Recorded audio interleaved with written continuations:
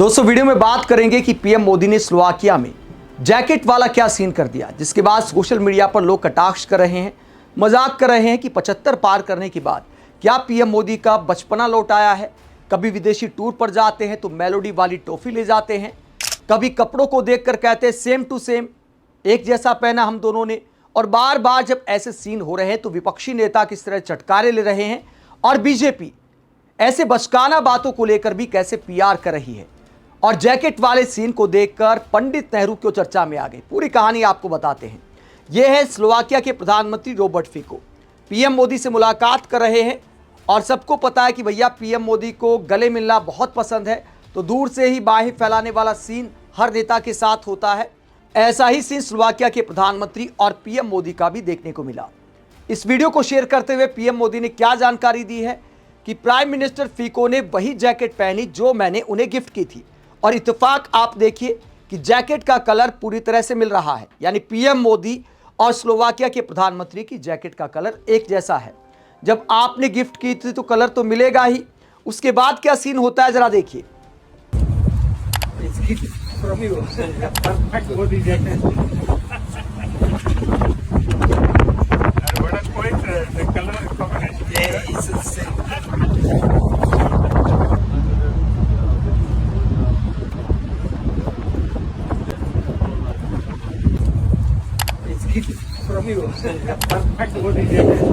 तो पीएम मोदी खुद कहते हैं जैकेट को देखकर कि Modi jacket same to same Modi jacket. तो अपने मुंह से ही इस जैकेट का नाम रख दिया पीएम मोदी ने, मोदी जैकेट।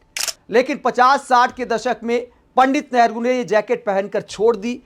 उसके बाद सालों तक, दशकों तक लोग नेहरू जैकेट के नाम से जानते रहे।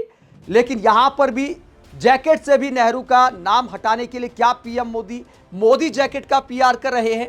पीएम मोदी ने ये जैकेट खुद गिफ्ट की है। और बीजेपी क्या पीआर करती है, इस वीडियो को लेकर बीजेपी क्या पीआर करती है आप देखिए। पीएम मोदी की स्टाइल अब ग्लोबल हो चली है।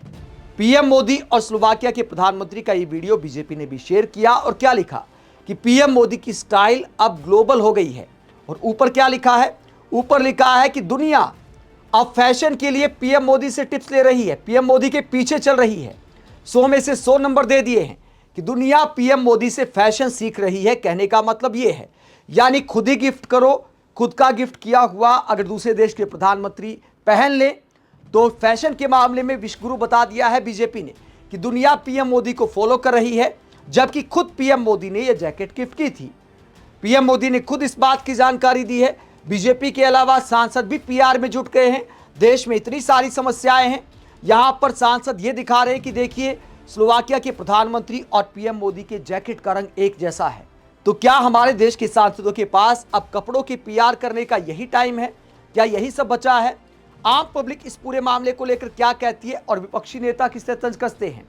आम पब्लिक ऐसे पीआर को लेकर कहती है, जब बीजेपी इसे ग्लोबल स्टाइल बताती है कि पीएम मोदी से दुनिया सीख रही है, दुनिया के नेता फैशन सीख रहे हैं, तो पब्लिक कहती है कि अब भी लोग इसे नेहरू जैकेट के नाम से जानते हैं, मोदी जैकेट के नाम से नहीं। इसके बाद पब्लिक कहती है नेहरू जी ने कभी नहीं कहा कि नेहरू जैकेट, ये नाम तो लोगों ने दिया था। निष्ठा की भी हद होती है। नेहरू जी से इतने ऑब्सेस्ड है कि नेहरू जैकेट को भी जबरदस्ती मोदी जैकेट कहलवाने में लग गए हैं। यानी खुद पीएम मोदी नेहरू जैकेट को मोदी जैकेट का नाम दे रहे, उस पर कटाक्ष किया गया है।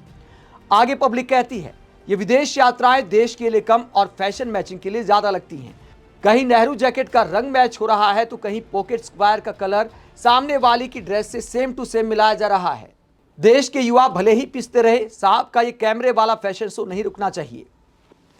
इसके बाद प्रियंका भारती क्या कहती हैं, आरजेडी की प्रवक्ता प्रियंका भारती कहती 2 पंक्ति तक नहीं बोल पाते नेहरू जैकेट पर अपना नेम प्लेट चिपका देने से आप नेहरू नहीं बन जाते।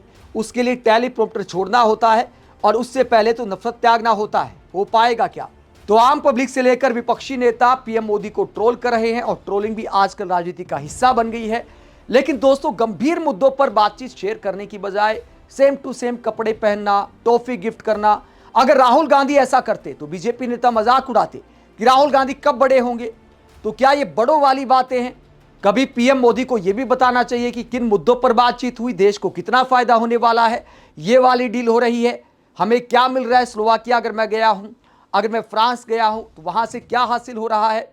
यारी यारी के गानों के अलावा, सेम टू सेम कपड़ों के अलावा, टॉफी गिफ्ट करने के अलावा देश को क्या फायदा हुआ, कितने समझौते हुए, कितना निवेश आ रहा है, कितना रोजगार का फायदा होगा, ये सब बातें देश के प्रधानमंत्री को शेयर करनी चाहिए। एक तरफ पीएम मोदी हंसी मजाक के ऐसे वीडियो शेयर करते रहते हैं, तो विपक्षी नेता गंभीर मुद्दों पर पीएम मोदी से पूछते हैं कि अमेरिका जैसे देशों के साथ बराबरी का व्यवहार कब किया जाएगा। कायर की पहचान यह होती है कि अपने से कमजोर आदमी को दबा दो, उसके ऊपर ईडी छोड़ दो, सीबीआई छोड़ दो, पकड़ के जेल में डाल दो, मुकदमे लिखो, छापेमारी करो। लेकिन जब ट्रंप का मुकाबला हो तो वहां भीगी बिल्ली बन जाओ, वहां मासूम चूहा बन जाओ। जो हालत हमारे प्रधानमंत्री की है, वो अरविंद केजरीवाल के लिए तो शेर हैं, वो दीपक सिंगला के लिए तो शेर हैं, हमारे कार्यकर्ता सोनू बजाज के लिए भी शेर हैं, अमरीक सिंह के लिए भी शेर हैं। लेकिन ट्रंप के आगे मासूम चूहा है, भीगी बिल्ली है, वहां आवाज नहीं निकलती।